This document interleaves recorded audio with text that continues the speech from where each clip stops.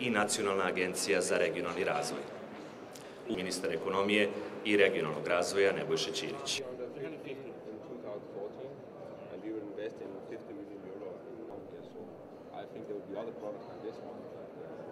This is actually the Grundfos, let's say,